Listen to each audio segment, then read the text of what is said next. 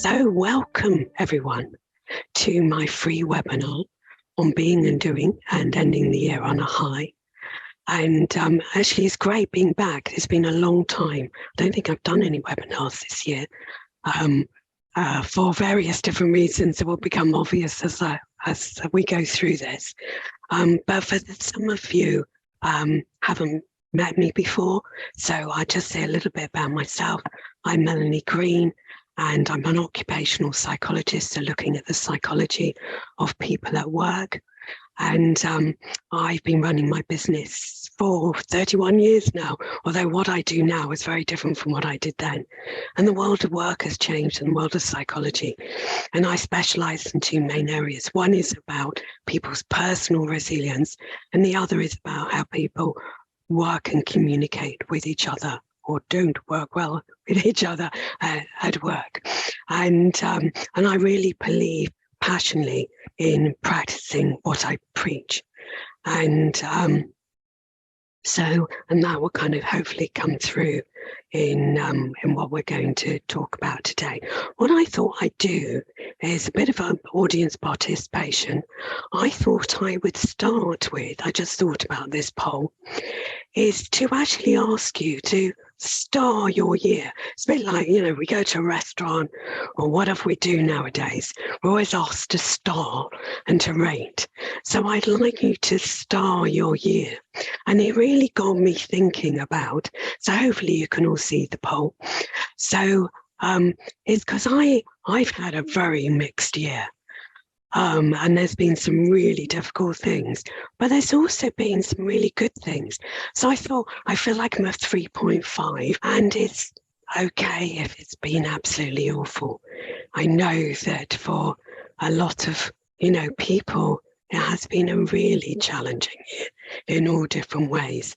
And I think, we started this year probably in high hopes, certainly kind of on a kind of global national level, and then it all seemed to go to pot quite quickly.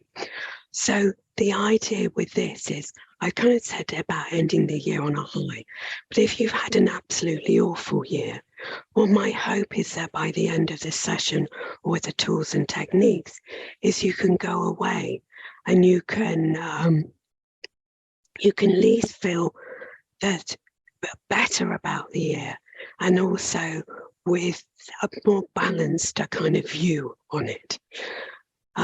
So I'm so sorry I didn't share the poll with you. So we've got 3 people with it's kind of, somebody else coming in. That's great, joining us. So we've got 3 people who had 3 stars for the year, some good and some bad things. 1 person, mostly wonderful, and 1 absolutely awful. And certainly my heart goes out for you if that's so. Her name, Abigail, you've missed the poll. I think she's still joining us. But anyway, so let's get into what we're going to cover today. Is first of all, we're going to look at what does being and doing mean? And, and about changing from the inside out, and where you feel perhaps you might need to change in order to have a different perspective of the year, or thinking about the year ahead. Going to do checking in with yourself in a number of different ways.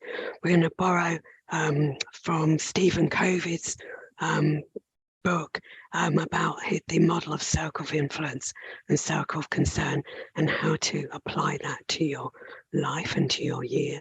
Look at about mastering your mind and your mood, and having an attitude of gratitude despite anything that's going on, and how that can help you, and how research shows that that can really help you. Then also a little bit about what next. And so in terms of, one is I offer a free coaching audit. So if you want some coaching support, but also I've got another being and doing a video-based course. It's an 8-week course that starts on the 16th of January. And there's an offer, actually. I've reduced the prices because of the cost of living crisis. But But also, if you book before Christmas, you get a free copy of my book. I'll sign it. You get a bookmark. If you already got it, you can give it to somebody for Christmas. So that's what we're going to be covering today. And I hope it will be of practical use. And as I said, feel free to ask questions whenever you want through the chat box. So, being and doing is that, you know, I'm an occupational psychologist, so it's very much my approach is about actually how do you change from the inside out. And a number of years ago, I was thinking of putting together an online course, and I thought about, actually, how about talking about your being and your doing? So your being is your thoughts and your beliefs. And they have a very powerful effect on your mood and your emotions and how that affects how you behave and what you do, but also about your brain. And I talk to clients a lot about their brain and the brain's threat response, etc. And so what you can do to manage your brain in order to manage the effect that it has on you. And in terms of our doing is we often focus. So when you look back on your year, you might be focusing on what have I done rather than actually my being. How resilient was I?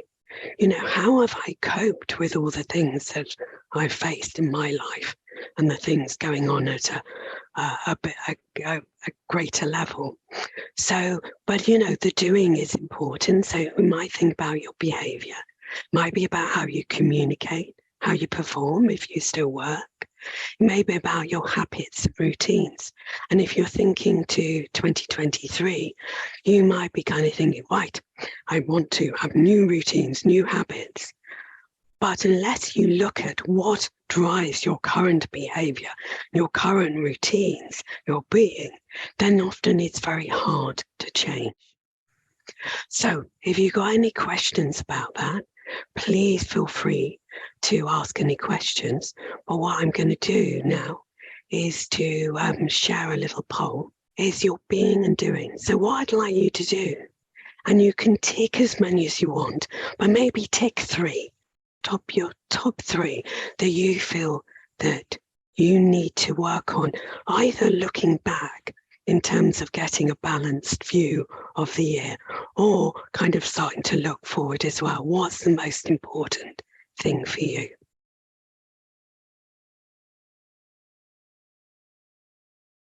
So we're getting a mixture. So we've got everyone very quick, that's good. So let me share the results. So 86% of you has said about actually you need to look at your thoughts and your beliefs. So, which is great because that has such a powerful effect on everything else. It really is the starting place. And it might be, so I have a lot of clients who really overthink and, you know, and they go into that spiral of worrying and anxiety, etc. It may be the beliefs that you have about yourself or about your situation or other people that might be affecting you. 2 people have said about your brain's threat response.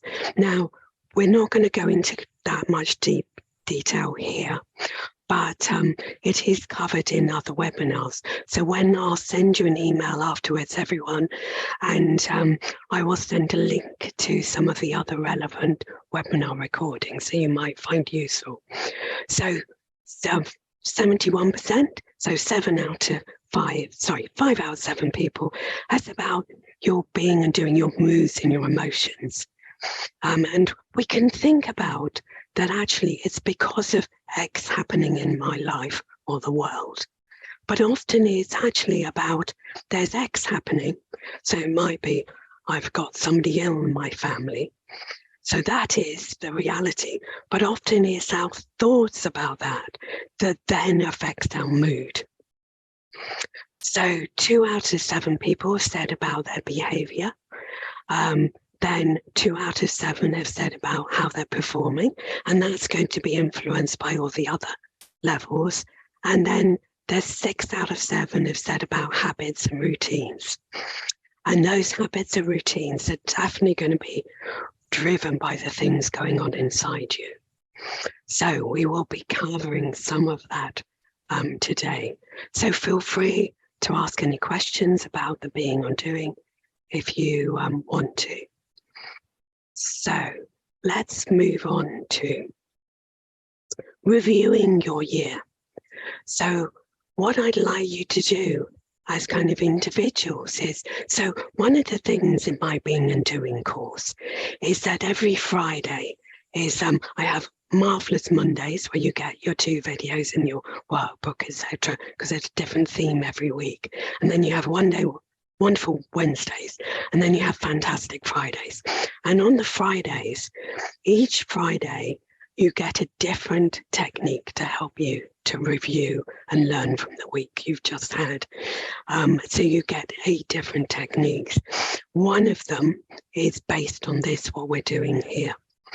So because often is that we can have a very skewed view of our day, our week, our year. And particularly if big things have happened, there might be big bad things have happened that may excuse it. And when we did, for those, some people arrived late. So unfortunately, you can see we were rating from 1 being absolutely awful year to 5 stars, absolutely wonderful year. So, you know, sometimes we can have a very skewed view of our year. And in fact, I was coaching one client who said to me, we were talking about this sort of thing, and she said, you know, actually, unless everything goes really well in my day or my week or my month or my year kind of thing, I think it's not been a good day or week or whatever. I just only focus on the bad things. And that's how I was before. I forgot to say about my book earlier. I mentioned it and showed it. But until I mastered my inner critic, I was very much a glass half empty person. So I'd focus on the things going wrong rather than on the things that have gone well. So what I want you to do is think about your highs, might be your successes or just things that were wonderful that happened. It could be big or small. So one of the wonderful things that have come out of the pandemic for me, loads of really difficult stuff, but one of the wonderful things is I walk every day. And actually since April last year, I walk in the morning every morning. And I love being out in nature, and it really kind of raises my spirits, whatever's going on. So, you know, that's one of my highs, you know, it's a continuous high. So it definitely starts my day off in a good way, even if the weather's awful. So it might be about your being and doing. It may be in or outside of work. But also think about your lows. What have your challenges been? So, you know, and that, you know, we've got global challenges going on. We've got national challenges that are impacting on our lives. I'll talk more about that later. It might be that you face setbacks. Might have had big mistakes. Maybe you've cocked up about something. So one of my setbacks, so I've had ongoing health issues with my lungs since before the pandemic. And then I noticed my voice was going a bit odd in June, and then by July, this is getting a lot better, but I was sounding really bad. And so by, I think it was August, I thought, well, I'll go and get it checked out because this is not getting any better. And I thought, oh, well, maybe you might say it might be some nodules. And he said, Melanie, anybody who's had a hoarse voice without obvious cause for more than 3 weeks, we put you on the cancer pathway. And I was like, oh, I wasn't expecting that. But I was quite chilled. That's another. If we have time, I'll share the story about why I was actually chilled about it, because I had faced that experience before about my lungs and had created a different mindset around that sort of thing. Anyway, but I went through lots of scans and consultations, couldn't find a cause. Basically, my left vocal cord had just stopped working. I was amazed I could speak at all. And now I'm having speech therapy, and it has started to improve. But it was a big setback. I wanted to do more webinars. I definitely at that point couldn't do a webinar. I just sounded a bit like a Dalek, and actually it was much more of a strain to be able to talk, and it's not now. So it might be, setbacks like that, but it's how we cope with them. So it might be emotional, physical, sometimes they come together, mental, spiritual, often all come together. Then what I want you to do is think about your lessons learned. And this is what I want you to share in your kind of pairs and threes. Is think about, what have you learned about yourself? And, maybe it's actually you're more resilient than you think. It might be that, that actually you've got new skills that you never knew you had. Is that what have you learned about other people? It might be good things, might be bad things, might be about somebody particular in your life.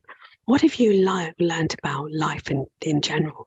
And it's interesting, I do this often when I do ongoing courses with people, with groups, and sometimes they come out with quite profound things about life, and also sometimes it's about just let go.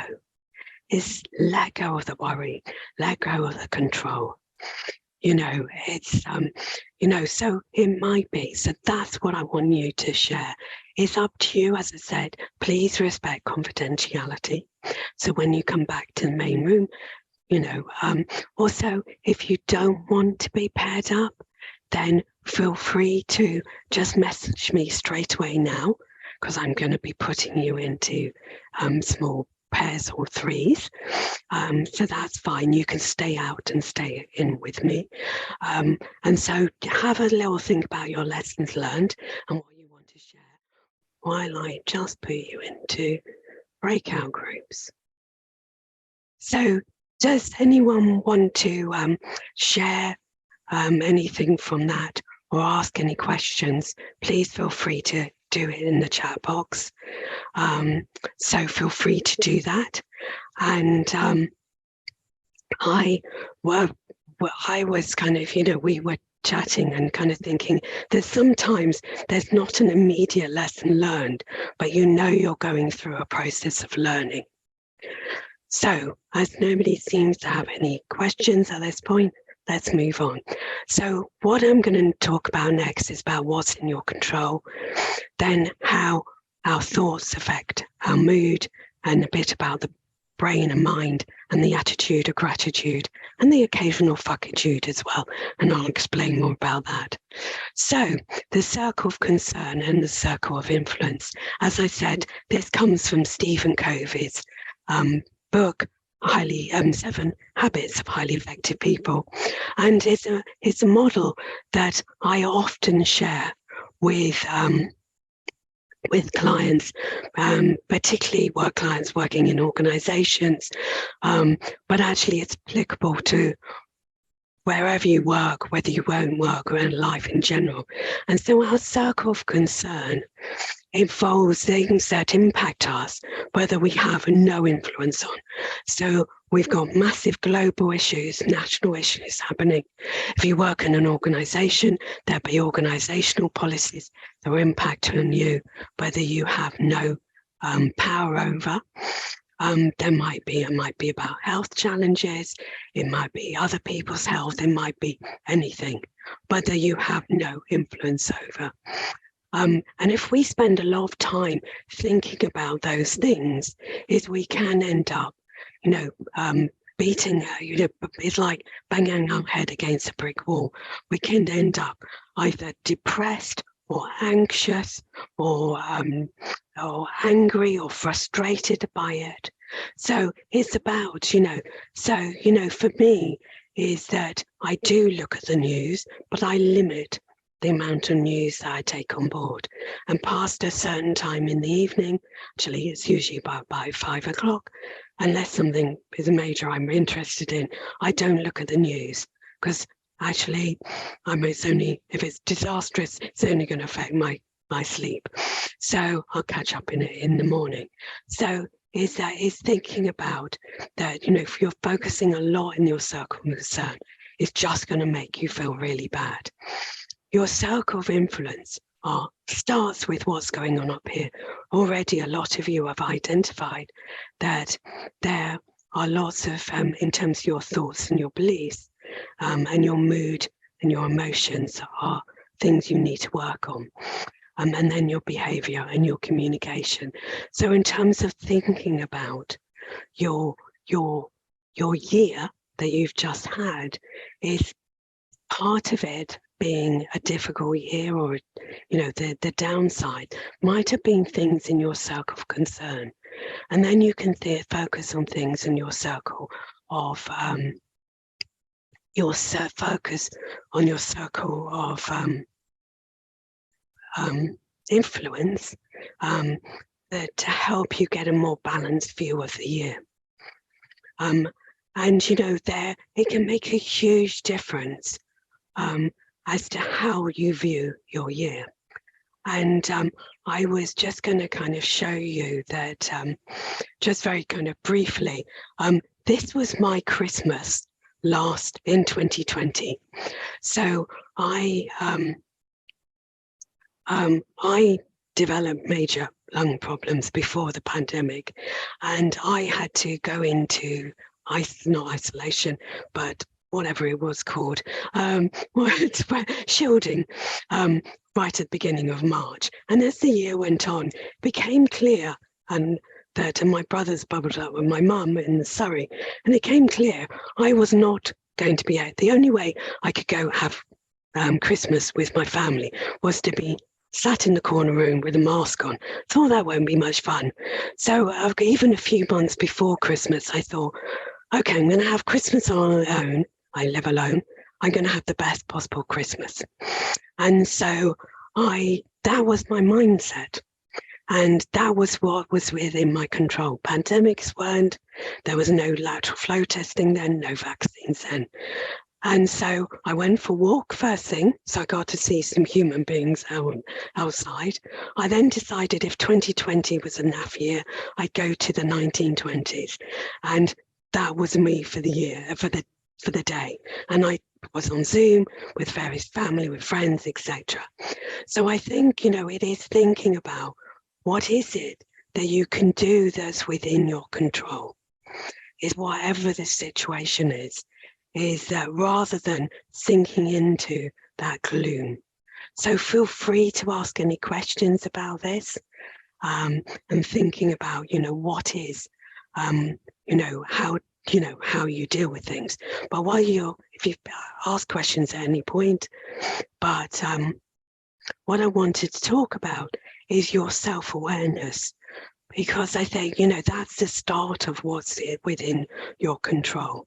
Is so start to think about is that, what are your kind of thoughts about what you're feeling right now? Are they positive, negative, neutral? And I'm going to share a mood map in a moment. Is that, how are those thoughts affecting your mood? And also, how is your mindset affecting then your behavior, the routines you have, etc. So I'll send you a copy of the mood map afterwards. Is that I often get my clients on a daily basis to check in with themselves at least once a day at the beginning of the day. And it might be choosing 5 or 6 moods to describe how you're feeling. And for any negative is to think about what is it that is driving those moods. So if you're feeling fed up, there will be some fed up thoughts about, oh, why is this happening to me? Or, or I'm just, and I hate the winter, whatever else it is that's driving your fed up. Is if you're feeling really angry, there's definitely angry thoughts. If you're anxious, your fearful child is going to have loads of what ifs. And then the exercise that I will share with you and send you afterwards is about actually what is it that that you know, challenging those thoughts. So, you know, with the what if, stepping back from it, thinking about the thoughts behind any negative emotions, and challenging those. And the more you do that, the more you recognize the connection between the thinking and your emotions, and then your behavior. So, any kind of questions that you have about that? And any kind of maybe moods that you're feeling at the moment that you're not that aren't helping you to do what you do.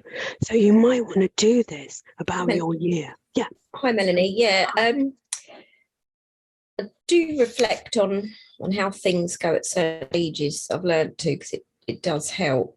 Yeah. Where I'm kind of struggling at the moment, whether it be life or work, is just that I was saying it to Dee earlier on in our group, but I'm overall a really good person. You know, I care about others. Just overall, I'm a decent human being, and I'm a really good mum, and I do know that. But it seems like, I don't know, why don't I help myself sometimes? So, for example, things will just come and land back in my plate, one plate, that I'm just like, what, you know, why has this happened?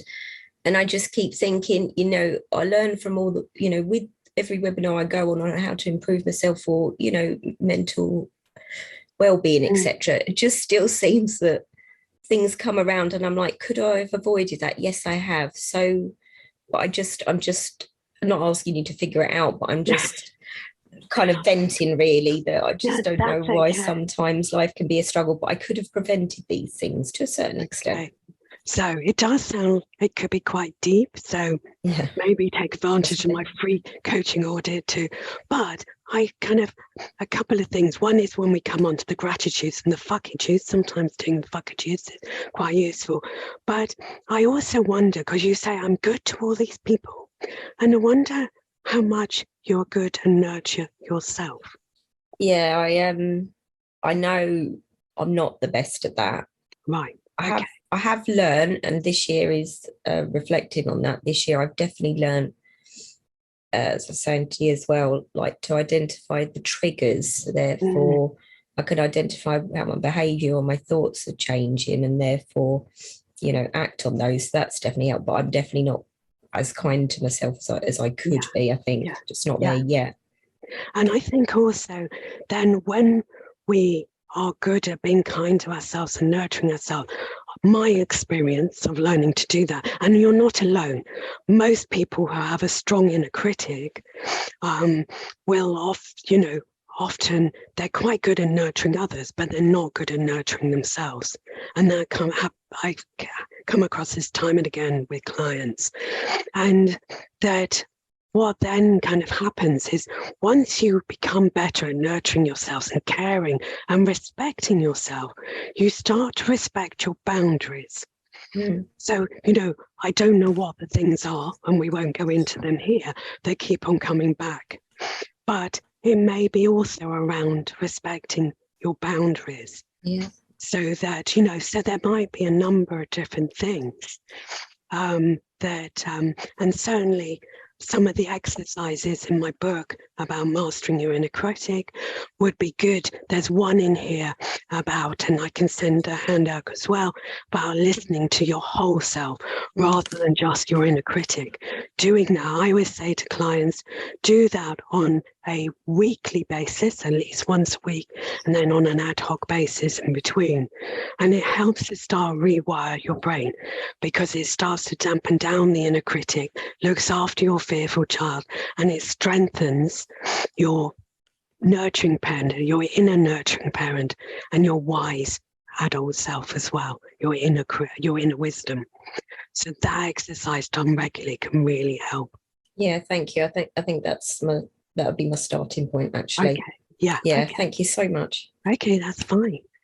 And as I say, anybody else who has any questions, if you don't want to speak, and if you want to send it as a direct message to me, that's fine. I won't name you, but I'll just read the question out and answer it.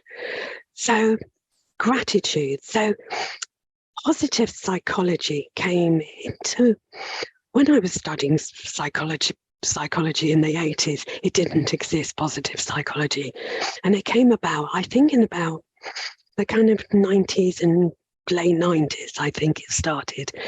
And one of the things is they found that even people who are mildly depressed, is that doing certain things regularly every day had an impact on their well-being, and often took them from being mildly depressed to feeling actually quite good about the world. And one of those things was gratitudes. And what's interesting is once over the last, 7 or 8 years, neuroscientists have been able to do more research while people are in MRI scanners. And what they find is that when people think about things they're grateful for, it lights up different pathways compared to things that when we think about things that we are feeling miserable about or not grateful about. So, Jane, you've just raised your hand. Would you like to ask a question? Yes, I mean, I absolutely appreciate your techniques, and I find some of them very useful. What I'm finding particularly difficult at the moment is just the practicalities, and I cannot get a GP appointment. My central heating is costing so much I can't really turn it on. That kind of thing. So, what strategies have you got for saying, the things that really are practical, but they're not inside you, then they're outside your control? So I will come on to that in a moment. Okay, right. But I think that even in really difficult times, and I don't know about you, but for me, the last 3 years, I thought I'd had difficult times before, and I have gone really through very difficult times with my family in the past. But the combination of lots of things. But actually, I found that when I'd be like sometimes on my daily walk thinking, to myself, and making myself more and more miserable. And then I spot myself and I go, right, okay. And in my head, I just go, right, 10 things you're grateful for. And I'd count them off on my fingers.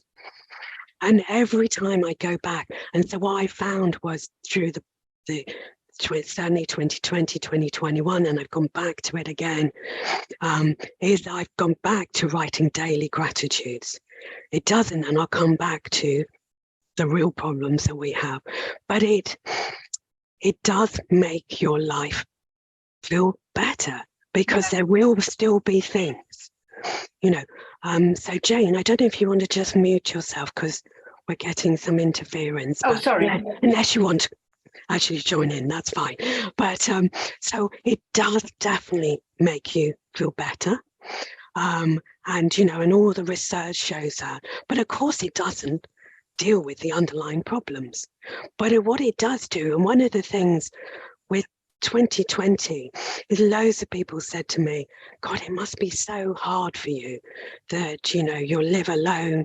And I was dealing with loads of things to do with my own health, my mum's health at a distance and everything else going on.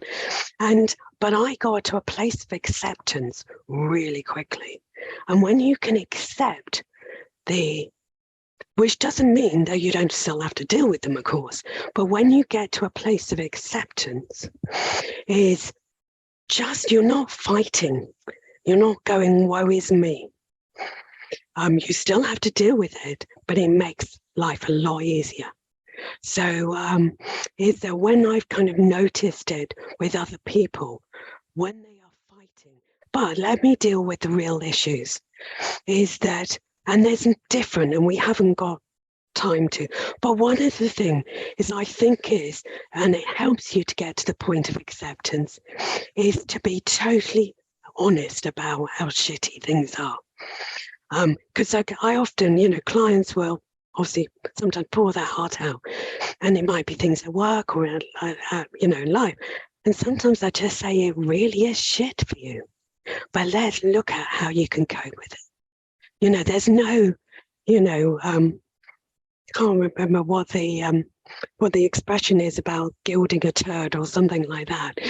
Sometimes there are. And the problem is if you go back to the mood map, if you try and suppress your negative emotions, you can't help but to suppress your positive ones at the same time. And then also is that you'll either become very low or depressed, or it can lead to, it might just be headaches or stomach problems or tension, that it does, or it leaks out in your life and your communication, or explodes out. And I'm hearing in a lot of, from friends, but also in a lot of client organizations, people just exploding. And it's because people have just kind of got to this. They've been trying to stay positive, trying to do, and actually it's not possible. So my thing is about both for myself, and I will send you the newsletter about the background to my kittudes. But it was back in, I think it was 2011, that I came up with this idea of, I was great writing my gratitudes, but a lot was going on. Little did I know how much was going to face later. And one day I just sat down with a journal and I just wrote, fuck this, fuck that. And I wrote out what I was really hacked off about. And at the end, I actually wrote, fuck gratitude. And I burst out laughing. And it was so cathartic to be absolutely open and honest about it all. And then I could then step into my adult self and go, okay, so what do I do to handle this? So cost of living crisis, energy cost, we can't do anything about that. But what makes it worse is if you get angry about it, which you might well do, is if you get anxious about it and that starts to spiral out of control, you get frustrated, or you as a family start fighting over, I've got one of those smart meter things, and I do have a set to show how much you're using every kind of day, cost-wise. And all I can think is that is going to cause such pain and anger in families as people clash over you are causing this, the money to go up, or the children, etc. So I think it is about being honest about the emotions. There's, other things. And interestingly, on Mondays, Melanie's Monday Motivational Message is about how to dissolve problems rather than just look at resolving them. And I talk about, and it's all linked to what I've just said. So Jane, I can't sort out your energy with the energy crisis, but I don't know if any of that has made any sense.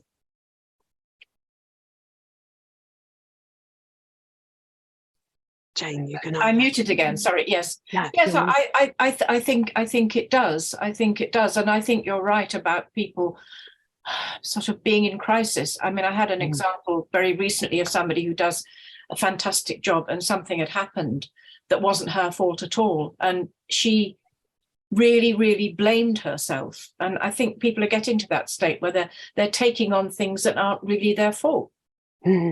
Yeah. And I think, and there's such a shortage of everywhere. I hung on to for an hour and a half to Now West the other day. And after 45 minutes, I thought, I need to go to the loo. So, of course, you're just in there and they pick up. And I said, hold on. But when I eventually, and then they said, oh, you're into the wrong department. Really? So they said, oh, don't worry, I'll transfer you, you'll get through another 45 minutes. But when I got through, and I just worked and what have you, but I just said to the woman, you must be getting loads of angry people. And I said to her, I'd waited an hour and a half, and she said, yeah, she said, I do. And I just think, so we're suffering from all the problems. One, it might be in our own lives, where then cost of living a crisis and all of that. Then everyone where you try and contact are short-staffed. So everybody's, and I was talking to the HR department, head of HR, the other day in one of my main clients, and they said they're very aware that everyone, I use this to talk about emotional temperature, is everybody's emotional temperatures going higher and higher because of all these pressures. And so it's how we manage. Back to the circle of influence, we can't change everything, but but we can influence ourselves. And that's what, we need to focus on. So what I would suggest, if you're having, challenges doing that, think about what you want to keep doing that works for you. What you want to develop further. So it might be attitude of gratitude, staying in the circle of influence rather than everything else. What do you need to let go of?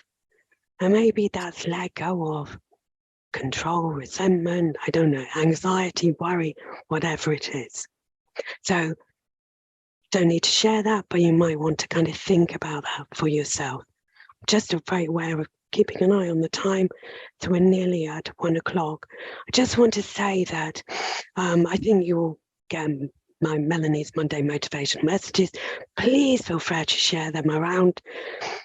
But anyone can sign up for free. I have my free coaching audit. Feel free to have that, no obligation.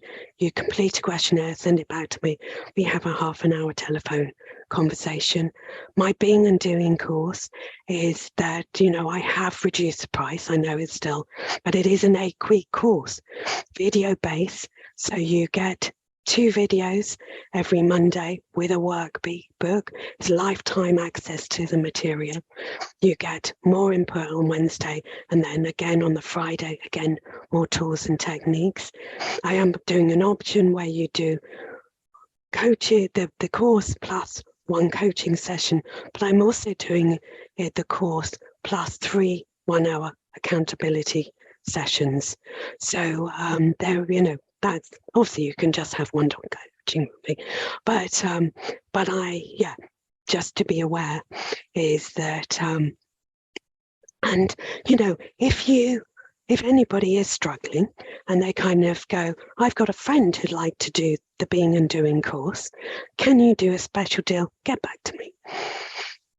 I obviously I have to earn some money, but my motivator is helping people, and that's really what gives me the satisfaction in life. So feel free to come back with any of, and particularly I'm offering very, very special deals for charities and things like that. So any final questions before we wrap up? I'm aware I would like to finish on time. We've got 10 minutes. So thank you. Thank you, Jane, for saying that the Being and Doing course is great and very helpful. And of course, Jane, you've still got access to the material, so you can go through that. I do actually do a refresher rate, because there is something about you get the emails they send, and I think that's £20 or something, but anyway, but you've always got it. You can revisit it yourself. So thank you so much for coming and joining. Right, take care. Bye.